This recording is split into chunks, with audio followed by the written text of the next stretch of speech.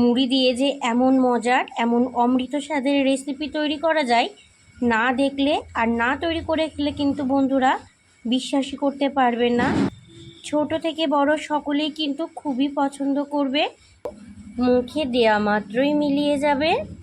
নমস্কার বন্ধুরা, আমি মৌসুমি। আমার রান্নাঘর ছোট বৌমার কিচেনে আপনাদের সবাইকে অনেক অনেক স্বাগত।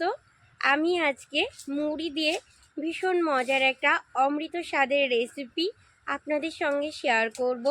রেসিপিটি কিন্তু ছোট থেকে বড় সবারই খুবই পছন্দ হবে।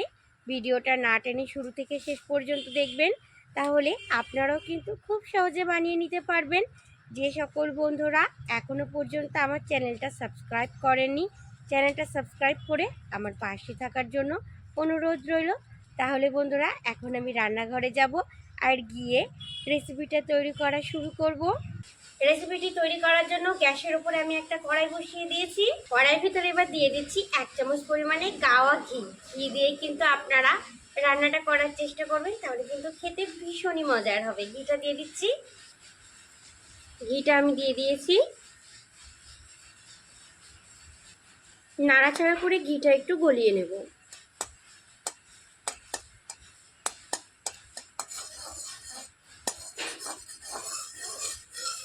ঘিটা দেখুন খুব সুন্দর করে কিন্তু গলে গেছে।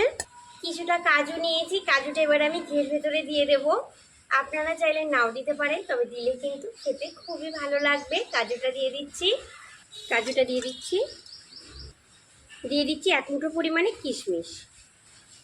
নাড়াচাড়া করে একটু হালকা লালচে করে ভেজে নেব।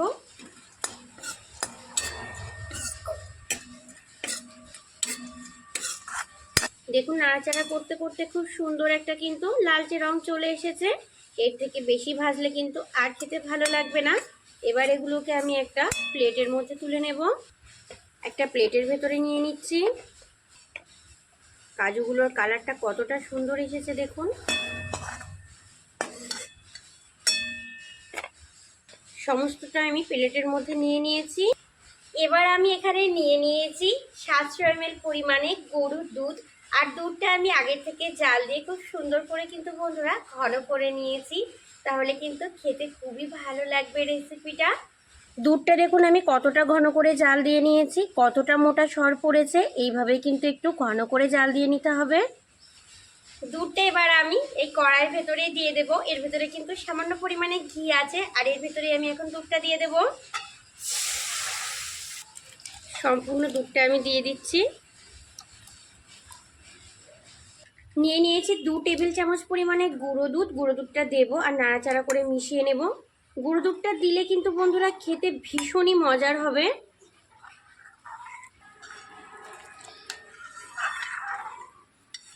দেখুন খুব সুন্দর করে মিশিয়ে নিয়েছি, কোনো কিন্তু দলা পেকে যায়নি।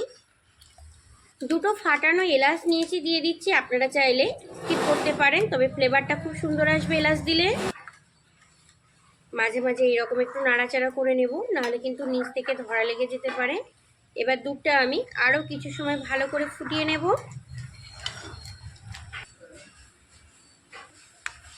আরও 5 মিনিট সময় নিয়ে আমি দুধটা খুব সুন্দর করে ফুটিয়ে রান্না করে নিয়েছি। দেখুন এখন কিন্তু আরও বেশ কিছুটা ঘন হয়ে গেছে। যে কাজু আর কিশমিশগুলো আমি আগের থেকে ভেজে রেখেছিলাম, এবার এগুলোকে দিয়ে দিচ্ছি। কাজু আর কিশমিশগুলো দিয়ে দিয়েছি। নাড়াচাড়া করে একটু মিশিয়ে নেব।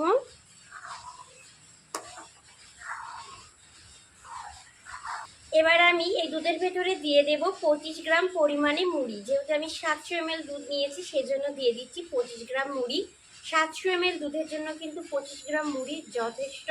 মুড়ি নিয়েছি আমি 1 বাটি, প্রথমে দিয়ে দিচ্ছি।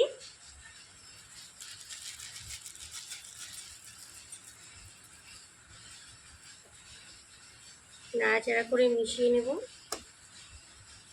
আর মুড়িটা কিন্তু অবশ্যই একটু ভালো করে বেছে নেবেন, কারণ মুড়ির মধ্যে কিন্তু অনেক সময় বালি থাকে।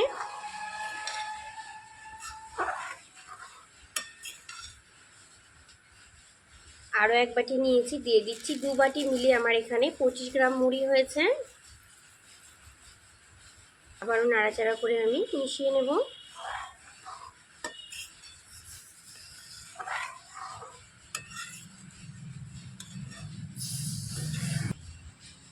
আমি এই বাটিটা মেপে 2 বাটি পরিমাণে মুড়ি এখানে দিয়েছি, সেজন্য দিয়ে দিচ্ছি হাফ বাটি পরিমাণে চিনি। হাফ বাটি কিন্তু যথেষ্ট, তবে আপনারা যদি একটু বেশি মিষ্টি খেতে পছন্দ করেন চিনির পরিমাণটা বাড়িয়ে দেবেন, নিজেদের স্বাদ মতো ব্যবহার করবেন চিনিটা। নাড়াচাড়া করে মিশিয়ে নেব। দেখুন অনেকটা কিন্তু ঘন হয়ে গেছে।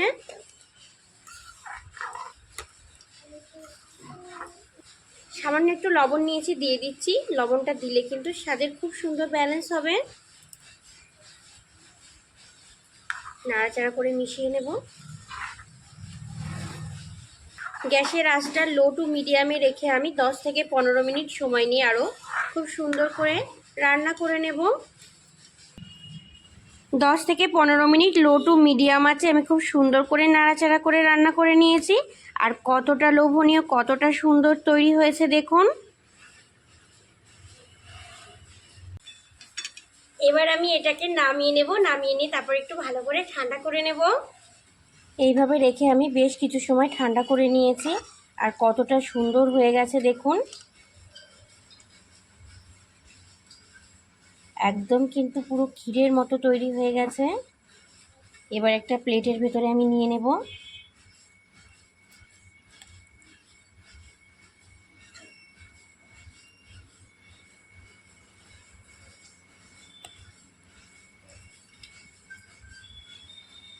দেখুন কতটা সুন্দর দেখতে লাগছে।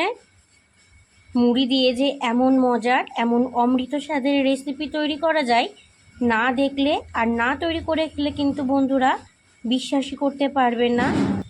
ছোট থেকে বড় সকলেই কিন্তু খুবই পছন্দ করবে।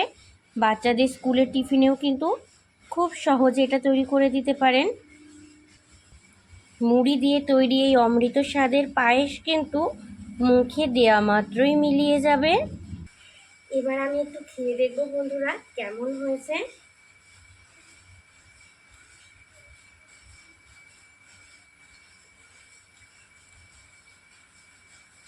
দারুণ হয়েছে কিন্তু বন্ধুরা, অসম্ভব মজার হয়েছে। না খেলে কিন্তু বিশ্বাসই করতে পারবেন না এতটা সুন্দর হয়েছে।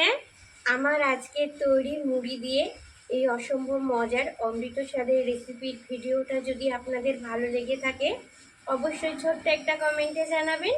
ভালো থাকবেন আপনারা সবাই, সুস্থ থাকবেন। আজ এই পর্যন্তই, টাটা।